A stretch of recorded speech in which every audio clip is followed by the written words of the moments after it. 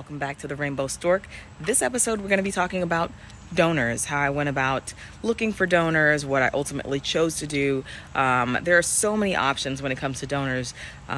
Some people use known donors, people that they actually know that are willing to donate and either not have any rights to the child or co-parent, or using anonymous donors, going with sperm banks online and looking at different donor profiles and selecting someone that you feel like would be a good match for you. So originally I definitely wanted a known donor. I wanted somebody that was going to be actively a part of my kids' lives, and I wanted somebody to co-parent with. And I had two guys, as I was talking about, in LA that were willing to do that. One of them worked in banking. He was single. He'd never had any kids before. And he was willing to do things the way that I wanted. But the reason I did not ultimately go with him was because he did not want to get the necessary genetic testing done to make sure that whatever child we would have conceived together would not have any genetic abnormalities or defects that would be problematic for the child or for myself during pregnancy. Now, I understand those tests alone are about $1,000, and he was just like, I don't really want to do that.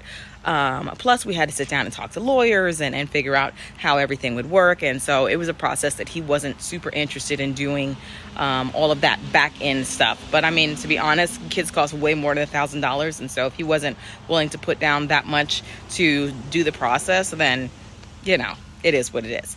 So the other gentleman was a father already. He had two kids, and he was a fantastic dad.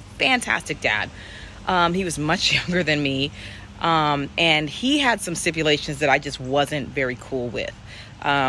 He was looking for a romantic relationship, and that's just not something that I was interested in. And so ultimately I decided against using him as a donor. So the next step in the process was then to find a donor online.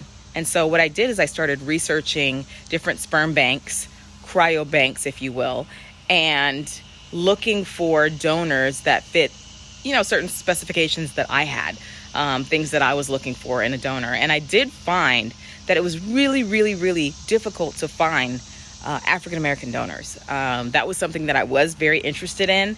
And the number of African-American donors compared to any other group was incredibly minimal.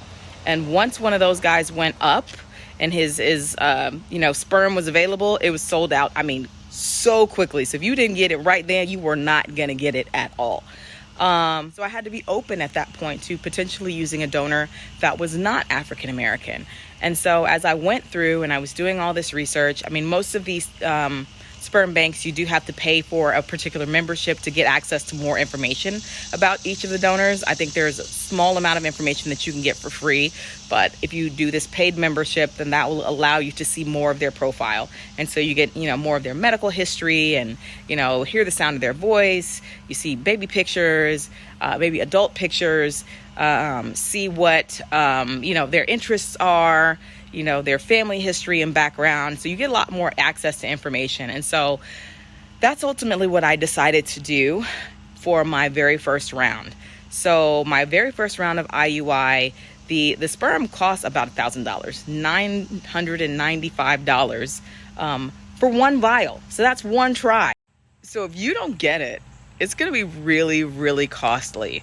So once I found a donor that I liked, and got the guts to pull the trigger and purchase the sperm, it was held at the cryobank until I needed it. And so then I had to go through the process of setting everything up with my doctor's office and making sure that my body was ready for the fertility try. And so that included getting on fertility medications, things that would help enlarge the size of my follicles so that they would release the eggs and they would be ready to conceive. And so one of those medications was Clomid. I don't remember the other one. If I do remember, I'll put it in the comments. But I had to make sure that I was on the right schedule with my doctor's office. And then once they told me we were good to go, I would have to go down, pick up the sperm, bring it to the doctor's office, and then they would do my initial procedure. So we'll talk about that next time. Thanks for watching.